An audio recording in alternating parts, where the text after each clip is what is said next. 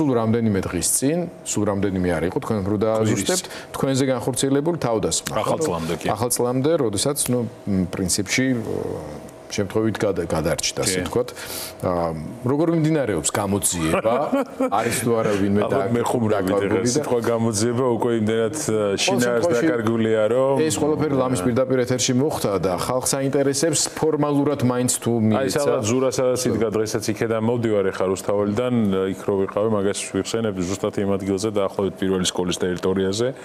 ვიდექით და ეს ადამიანი, ჯერ ვერ ვიგზენე, ვერ მივხვდი რა ხდებოდა. სიმართლე გითხრათ რა და მე რომ მოვიშორე ეს ადამიანის ხვებიც მომეხმარნენ, სისხლი მომდიოდა, ხო? პირდაპირ ეთერში თქვენ თვითონ ნახეთ, რომ პიროვნებაც იდენტიფიცირებულია, ვინ არის, რით მოხდა თავდასხმა, ეს რაღაცა ეგრეთ წოდებული სახრახნისი, ანუ ატვიორკა ეგრეთ წოდებული, რა ვიცი, სამედიცინო დაწესებულებაში მივედი უბრალოდ რომ დამიფიქსირებია და საათნახევარი ველოდებოდი პოლიციას. ახლა გამოძიება მაგიტოა სასაცილო, და პირდაპირ ეთერში ფაქტობრივად ჯერ თანხმობა მითხრეს, რომ მოვიდოდნენ და მე თქვენს უარი, რომ არ მოვალთო, ხო? შემთხვევის ადგილზე არ მოდის პოლიცია, რა, აბსოლუტური, ასე ვთქვათ, იგნორირება იყო. ამის შემდეგ არავით არაფერი არ ხდება, რა ხდება იმ ადამიანს, ჩემი ინფორმაციით, ახალი ავტომობილი აჩუქეს ამ თავდასხმის საფასურად, ხო? და დადის ნაჩუქარი ავტომობილით, სავარაუდოდ ბიძინა ივანიშვილმა გაუგზავნა მისი ხელის ბიჭების მეშვეობით ამ თავდასხმის საფასურად, ხო? აი ეს არის მიდგომა, რომელიც აქვს დღეს თვითმარქვია რეჟიმს.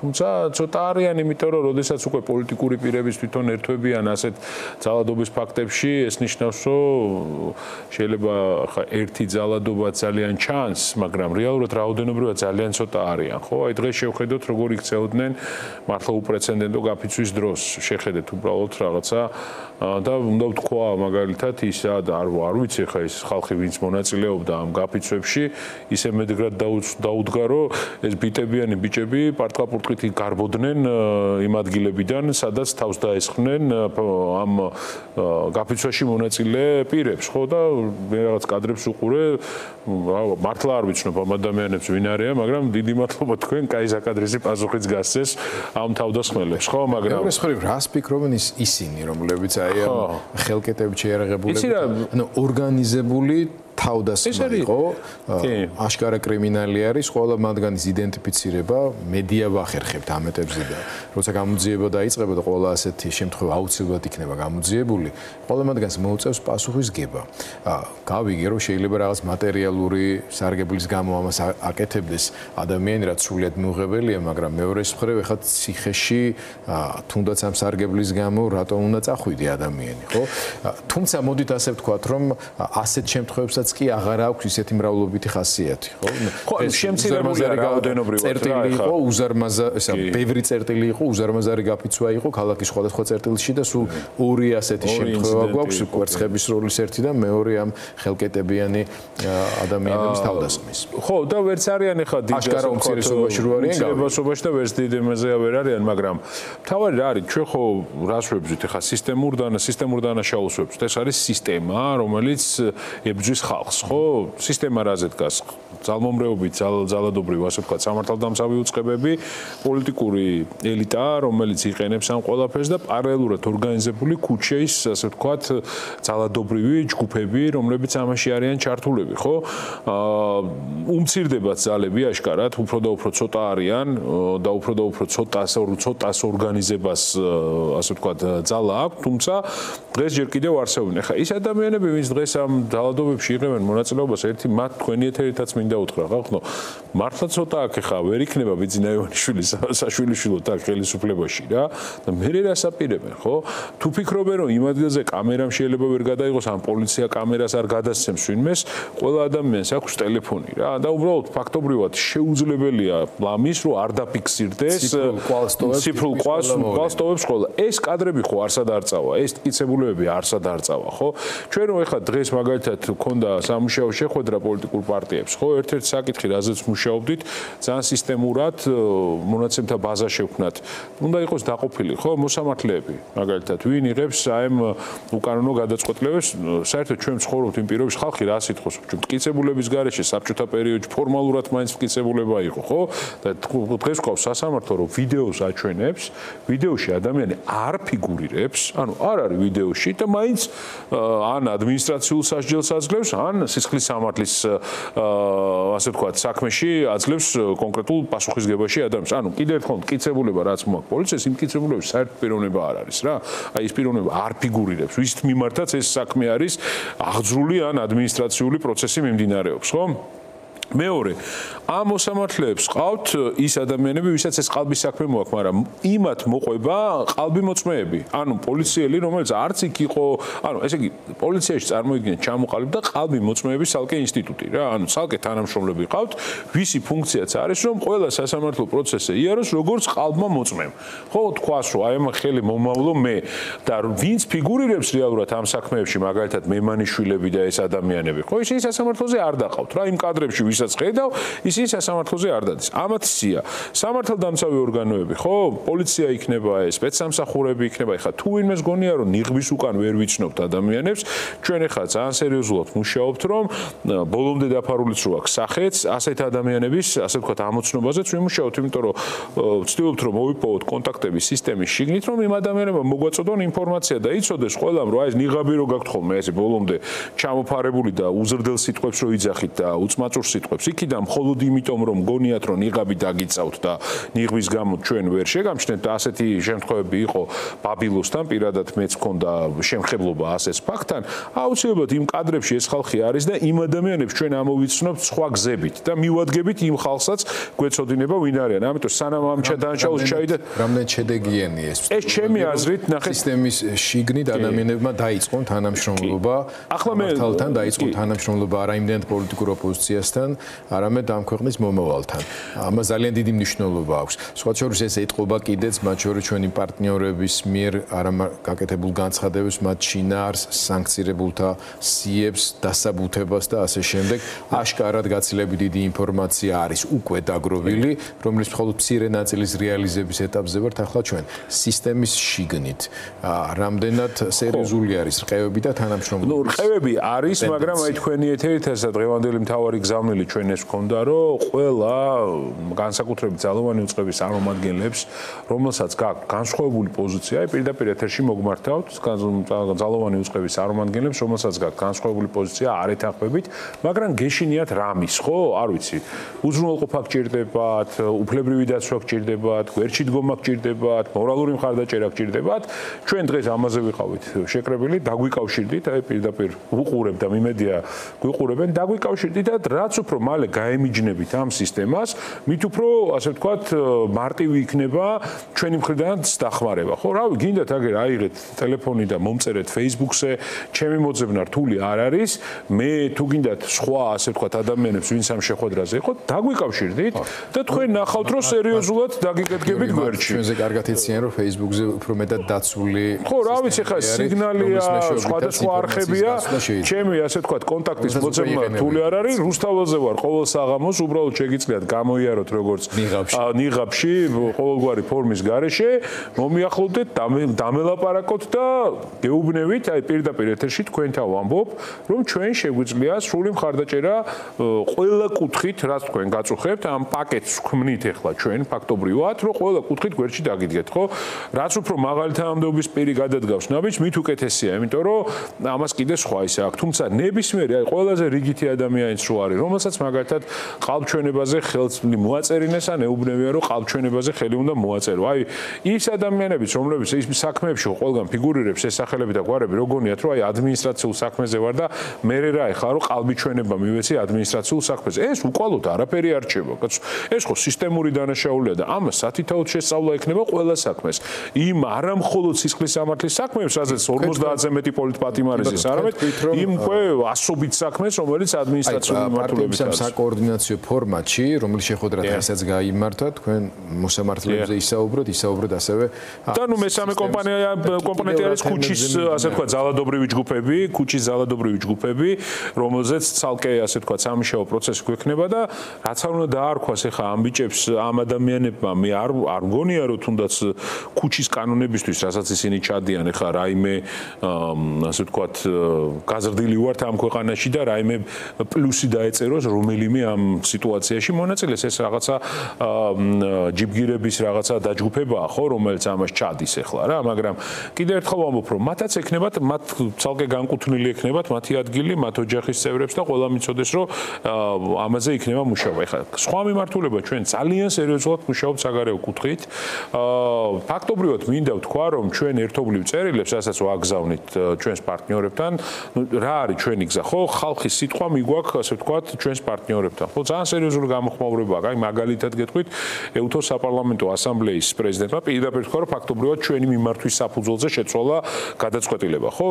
ჩვენი მიმართვა არის ხოლმე საწყისში საქართველოს ჩამოსვლის გადაწყვეტილება. იგივე მაგალითად აი ახლა რო არის ევროსაბჭოს ფაქტების შემსწავლებელი ჯგუფი ჩამოსული. ჩვენი კომუნიკაციის შედეგად მათ წინასწარ განაცხადეს, რომ ეს ჯგუფი ლეგიტიმაციასთან დაკავშირებით არ არის ჩამოსული და არავინ გამოიყენოს საკუთარი ხელისუფლებით ლეგიტიმაციისთვის თუ ასე შემდეგ და ასე შემდეგ. ანუ წარმოიდგინეთ, რომ ჩვენ ვცდილობთ, რომ ყველა პარტნიორს ვასწავლოთ, ანუ ის ახალი სტანდარტები, რომელიც საქართველოსთან მიმართებაში უნდა იყოს და ეს დიდი შრომაა და მინდა ვთქვა, რომ საგარეო ჯგუფი ჩვენთან განსაკუთრებით ინტენსიურად მუშაობს. გარდა ამისა, აი ხა მაგალითად ევროსაბჭოს სხდომა რო იგეგმება, გაგაწყვეტე, ამ თემას საუბარს გააგრძელებ, გიორგი. ეხლა უბრალოდ ფიქრობდი, როცა გისმენდით, როცა დაახლოებით თვენახევრის წინ, ორი თვის წინ ამავე სტუდიაში და არა მარტო სტუდიაში ერთ-ერთი მთავარი განხილვის თემა იყო ოპოზიციური პარტიებიდან შევიდოდა ვინმე თუ არა პარლამენტში, თუ არა ლეგიტიმაცია. მაგაზე ხო აღარც არის ლაპარაკი ეხლა, ხო? ანუ მართლა რთული წარმოსადგენია იყო, რომ ეს თემა საერთოდ ჩაიხსნებოდა.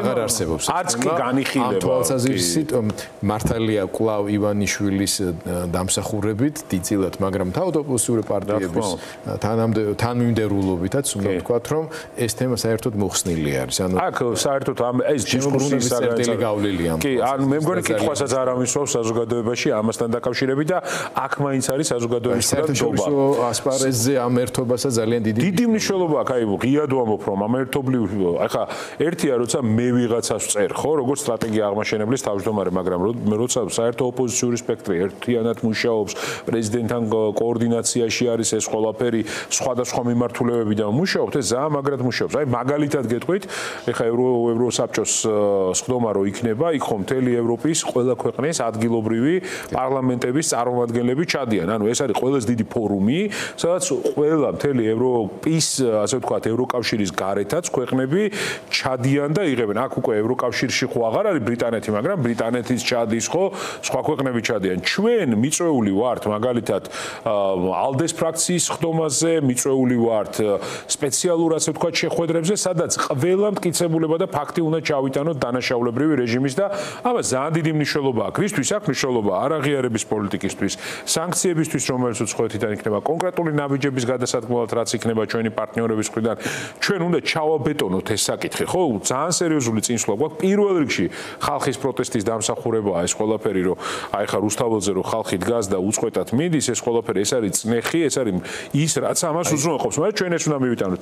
გარდა ამისა, კი ბატონო, ხალხის პროტესტზე დღევანდელ გაფიცვაზეც, მათ შორის ბიზნესების და ზოგადად ქართული ეკონომიკის მდგომარეობაზეც მინდა რომ ცოტა უფრო მეტი ვისაუბროთ, თუმცა მანამდე არა იმდენად რჩევა ამ შემთხვევაში, ჩემი როგორც მედიაში, ასე ვთქვათ, საქმიანობაში მყოფი ადამიანის სიტყვა მოღვაწეობა ამ ნაწილში ზედმეტია ხოლმე. მე მაგალითად მაქვს ხოლმე მაინც მოლოდინი. აი მაგალითად დღევანდელი დღისთვის, მათ შორის იმ დროს, როცა თქვენს თავს დაგესხნენ, თქვენზეც მქონდა მოლოდინი, რომ რეაგირება თქვენი კოლეგების მხრიდან იქნებოდა უფრო ორგანიზებული ხასიათის. დარწმუნებული ვარ, რომ ყველა შეგეხმიანათ, გაიგეს თქვენი ამბავი და ასე შემდეგ. ისევ როგორც დღეს მაგალითად დაწყებული ნიკა მელიასგან, რომელიც პერსონალურად იმიტომ მინდა ვახსენე, რომ გახარიასთან მიმართებაში მაინც დაზაბული ურთიერთობის თავისი სპეციფიური ისტორია აქვს, ხო? ნიკა მელიათი დაწყებული ყველა პოლიტიკურმა ლიდერმა განცხადება გააკეთეთ, მედიაში ინტერვიუ მიეცით და გაგმეთ და ასე შემდეგ, მაგრამ შეიძლება ხოლმე ალბათ ასეთ შემთხვევაში უფრო მეტი ერთიანობის დემონსტრირება, ერთობლივი განცხადების, ერთადგომი და ასე შემდეგ, რაც მესმის რომ რაღაცა ერთმანეთში აზერვის საფრთხეს თითქოს ქმნიდა თავის დროზე, მაგრამ ახლა უკვე იმ ფაზაში ვართ გადასული, როცა ცალკე პარტიული დღის წესრიგი აღარ არსებობს საერთოდ. გიორგი, მე აბსოლუტურად გეთანხმებით ამ პოზიციაში, აი ბოლო ერთი კვირა განსაკუთრებით კიდე ხელახლა სათითაოდ ყველა პარტიას მეევე კონტაქტე, ყველა ლიდერს შევხვდი, ჩამოვიარე და მართლა ვფიქრობ, რომ გამოსავალი არის ამ ერთად დგომაში და ერთად მუშაობაში. სადაც ერთიან ხმას ვაფიქსირებთ, იქ ჩვენ ძალიან სწრაფად შედეგზე გავდივართ. აი მის დამაჩვენებელი არის საგარეო ასპარეზზე ჩვენი მუშაობა, ხო? სადაც ახლა ერთიანობას ვერ ვაფიქსირებთ, ხო, იქ უფრო სუსტი პოზიციები გვაქვს, თუნდაც ქვეყნის შიგნით, რა. ეხლა სიმართლე რომ გითხრათ, დღევანდელ შეხვედრაზე, სამუშაო შეხვედრაზე გახარეს პარტიის წარმომადგენლებიც უნდა ყოფილიყვნენ, მე ესე ვიცოდი, მაგრამ არ მოვიდნენ, არც დილით, არც საღამოს. არ ვიცი.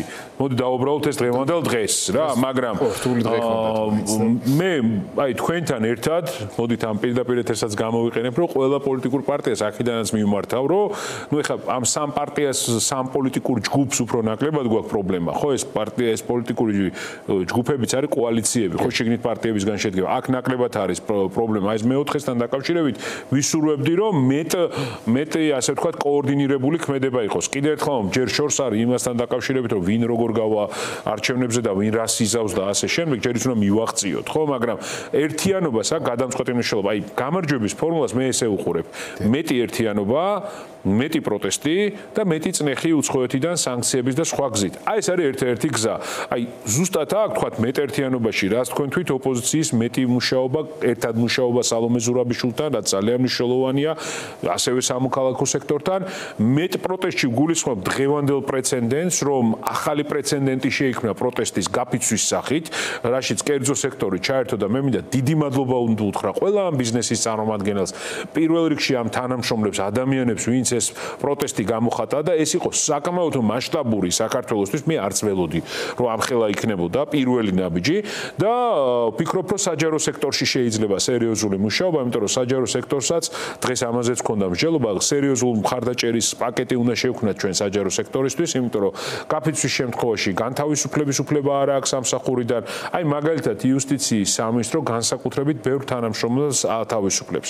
ყველამ უნდა იცოდეს, ეხლა იუსტიციის სახლი ჩემთვის ძალიან ახლობელია რა და უნდა იცოდეს, რომ ეს სათითაოდ ხო, ყველა შეუძლიათ გაუშვან სამსახურიდან, მაგრამ თუ გაფიცვის პრეცედენტს მაგალითად იუსტიციის სამინისტროს თანამშრომლები ერთ-ორ თანამშრომელს დაუდგება ყველა ერთად გვერდში, მაშინ ხელს ვერ მოკიდებენ, იმიტომ რომ იუსტიციის სახლის ათასობით თანამშრომელს თავისი რეესტრებით გულისხმობ. ვერ ჩაანაცვლებ ერთ დღეში ხალხო, თქვენ გაქვთ ის ფასი, როცა ხართ ერთად, ხო? ეხლა ერთი თანამშრომელი შეიძლება ჩაანაცვლო, მაგრამ 3000 თანამშრომელს სად წაიყვან და სად მოიყვან? წარმოუდგენელია და შეუძლებელია ეს. სანამ გაფიცვაში იქნებით, ვერავინ ვერ შეგეხებათ სამართლებრივად. შეგეხებათ ვინმე, ჩვენ ვართ მზად რომ ჩავერთოთ და აქაც უზრუნველყოფის და ბევრი მექანიზმი ჩავრთოთ, ხო?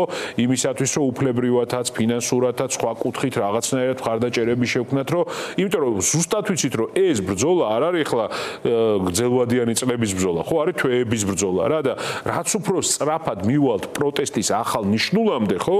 ანუ საერთო ეროვნულ დიდ, ასე ვთქვათ, გაფიცვამდე და უმორჩილებლობამდე რაც გინდა დავარქვათ, მით უფრო მალე დავამთავრებთ ამ სისტემას. ხო, იგივე არის ბიზნესებთან მიმართებაში, იგივე არის მაგალითად აღსრულება იმ უკანონო გადაწყვეტილებების, რომელსაც იღებენ, ხო, ჯარიმებთან დაკავშირებით. ამაზე უნდა ვიმუშაოთ, ვიფიქროთ, დისკუსია გავხსნათ, რომ აი რა არის აღსრულების მექანიზმი, მაგალითად ადამიანს რო აჯარიმებენ, ხო?